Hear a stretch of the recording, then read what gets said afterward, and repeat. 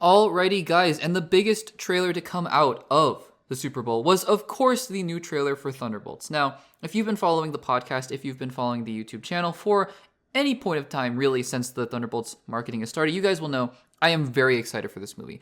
I think that Thunderbolts has the potential to be the most solid, if not the sure bet of the three MCU films coming out. Because yes, I think Fantastic Four, based on the trailer that we talked about last week, looks amazing. But sure, it has some variability, and it may just not work for a lot of people. It might have that Eternals factor for all we know. I loved Eternals. I really did. But a lot of people didn't, and I respect that. And so it might have that kind of factor to it. But Thunderbolts, it just seems like the most return to form Phase 3 kind of MCU film. Phase 3 type MCU film, where they were just churning out solid hit after hit after hit. When the floor of Phase 3 is something like a Doctor Strange or even a Guardians 2, which I really enjoy both those films, or Ant-Man and the Wasp, Captain Marvel. You know, I like most of those films I really enjoy still. So it looks like Thunderbolts is getting back to that level of quality. My one criticism with Thunderbolts right now is nothing to do with what we've seen. It's the fact that I think we've seen too much. And yeah, I know the film is coming out in less than 2.5 months, and I get it. It's the Super Bowl, right?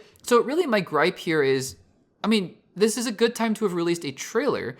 And the problem is that they released another trailer like a month and a half ago that was 3 minutes long. Wouldn't you have wanted to save that maybe for early April or late March? I don't know. Maybe that's just me. Maybe the timing of it is a little awkward. I don't remember, honestly, for other May MCU releases when they released their final trailers for those films. So maybe this is just a thing that they're doing now. I don't know. Couldn't tell you. But anyways, we got our new trailer for Thunderbolts. And regardless of if I think they're showing too much, and honestly, if they release another trailer, I mean, we're probably going to have to talk about it here on the podcast. But if I had my choice, I probably wouldn't even watch anything else that they put out because it's been a lot. But I will say, everything that we've continued to see from Thunderbolts, I've really enjoyed. I still think this is actually the weakest trailer that they've released. I've liked the other two a little bit more. They released like a 2-minute one early in the fall, I think, or mid-fall, and then they released a 3-minute one in the winter. And so here we are with this new Thunderbolts trailer. It looks like they're really leaning into the characters. And I think that is such a huge thing that Marvel did so spectacularly well in phases 2 and 3 is lean into those characters, right? The character work. And, you know, it looks like Yelena and Red Guardian's relationship. I love that they have that conversation wherever they are. And Yelena's like, I don't think we can do this. And you know, Red Guardian is giving her the pep talk. And I think that that's great. And we even see her get emotional. I think that relationship should be definitely one of the key points of the film.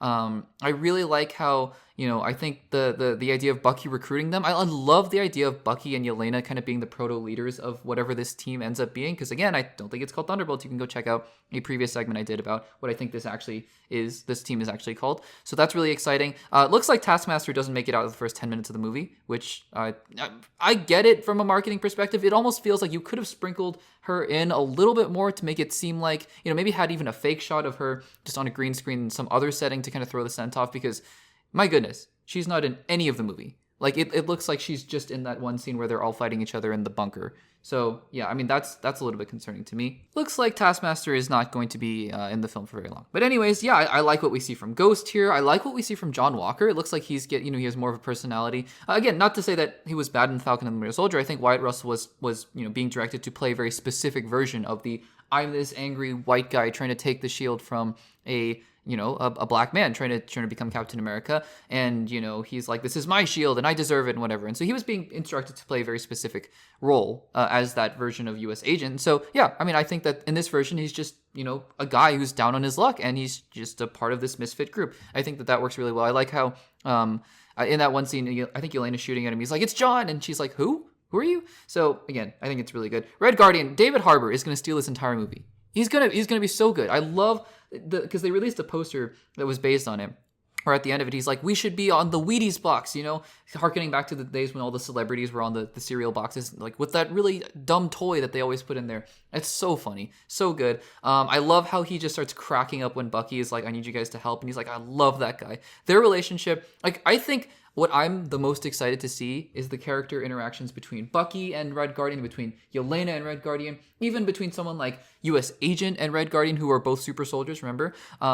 And so I think that that's going to be awesome. And we also get a little more context. I do appreciate that even though we've gotten a lot of objective footage, maybe like 10 minutes now of objective footage, they haven't really shown us the plot, other than I think we're getting a better sense in this trailer now that Sentry is, I think, going to be the villain. At first, it was kind of a question of, is Sentry just a loose cannon? Is he the MacGuffin, you know? Is he the thing that they're trying to protect from another villain? It looks like this trailer is making it out to be Sentry is the villain. It seems like from that congressional hearing at the beginning, which I like that Bucky is there as a congressman, but it seems like what's going on here is that, you know, Val's pitch to Congress, I don't think is centering on the Thunderbolts at all. In fact, I think a new plot synopsis came out where it was like, the Thunderbolts are basically on their own and trying to escape a trap or something like that that's set up by Valentina. So it seems like it's really a case of the Thunderbolts are not sanctioned super, or maybe they are sanctioned by Valentina because we see those scenes in the Avengers Tower with her in previous trailers. But in some way, I think what she's pitching to Congress is the idea of this superhuman, the Sentry, right? And she's like, the Avengers aren't going to come and get you or come and save you. So now we need a Superman, basically, and that's the Sentry. We do get some shots of the Void, it looks like, and the Void, for those of you who don't know, and this is such a convoluted thing, even I am not super familiar with every little nuance of the Void, but it's sort of this alternate personality, persona, universe, a mini universe, I don't even know, but it's this alternate thing where that kind of haunts Sentry and yeah, it's a crazy thing in the comics. You can go look it up. It's crazy. But anyways, it looks like we're getting some of that. I didn't even know if they were going to explore that. So it's yeah, the Void is there, and we get to see the really menacing side of Lewis Pullman as Sentry, because in previous trailers it was just Bob, and he's still just Bob. But I think in this trailer we see him rip off Bucky's arm, and it's I think he's going after them. So it's exciting. And I love, by the way, going back to Red Guardian, I love the little gag at the very end where Yelena's like, have you slept? And he's like, no, I'm gonna sleep when I'm dead. And John's like, I don't think that's a good idea that you're driving.